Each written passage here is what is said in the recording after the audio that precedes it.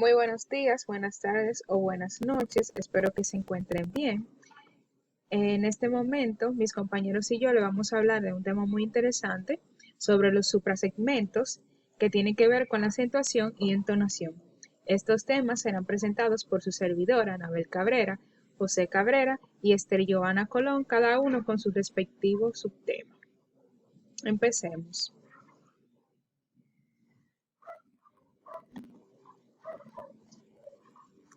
Bien, los suprasegmentos.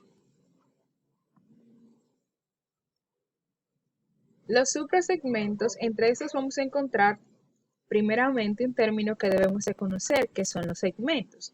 Los segmentos son toda unidad que se puede descomponer en unidades combinables sintagmáticamente, tales como son las vocales y las consonantes.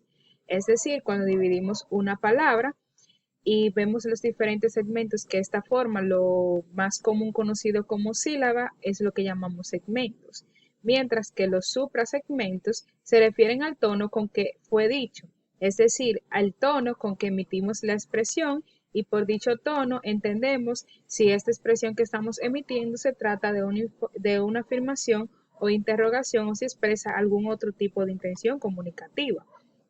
Vamos a tomar como ejemplo las siguientes dos expresiones.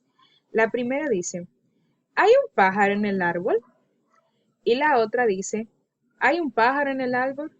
Como pudimos ver, estas dos expresiones no tienen ninguna diferencia en sus niveles léxicos o en el nivel de los fonemas, que sería el nivel morfológico.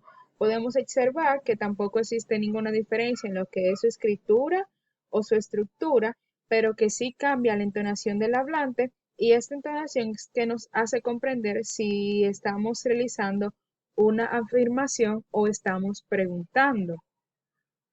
En esta palabra también podemos deducir los suprasegmentos por cómo se divida el vocablo.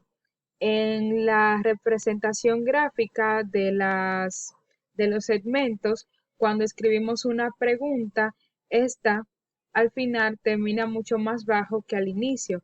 Por eso es que cuando preguntamos siempre tomamos el siguiente tono. ¿Qué? ¿Por qué? ¿Cuáles? Y en este caso, ¿hay? Por ejemplo, cuando decimos, ¿hay un pájaro en el árbol? Podemos ver que al final de nuestra expresión bajamos el tono, muy diferente a cuando afirmamos, hay un pájaro en el árbol, que terminamos con mucho más ánimo y nuestro tono es mucho más alto. Bien, ¿qué pasa? Cuando vamos a estudiar los suprasegmentos tenemos que tomar en cuenta los siguientes aspectos, lo que es el aspecto acústico, el aspecto articulatorio y el aspecto perceptivo. Estos aspectos se relacionan unos con los otros.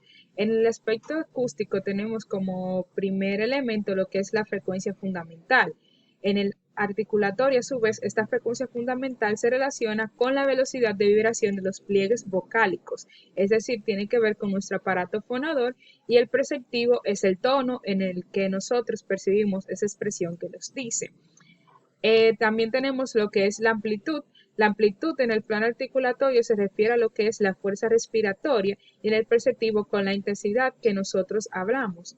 Por ejemplo, ahora yo estoy hablando con una intensidad media, pero sería muy diferente si empiezo a hablar de la siguiente manera, como susurrando, que casi no me pueden escuchar. Esta sería mi intensidad. Luego, en el otro aspecto acústico tenemos lo que es el tiempo. En el articulatorio tiene que ver con el tiempo de mantención de una articulación, es decir, cuando pronunciamos algún fonema, ¿cuánto tiempo sostenemos este fonema? No es lo mismo decir a decir a. Aquí estamos viendo que estamos sosteniendo un poquito más lo que es esta articulación, y el perceptivo es la duración que nosotros encontramos que tiene esta expresión. Bien, los voy a dejar con mis compañeros que más adelante van a explicar lo que tiene que ver la entonación y la acentuación, que son parte fundamental de lo que conocemos como suprasegmentos.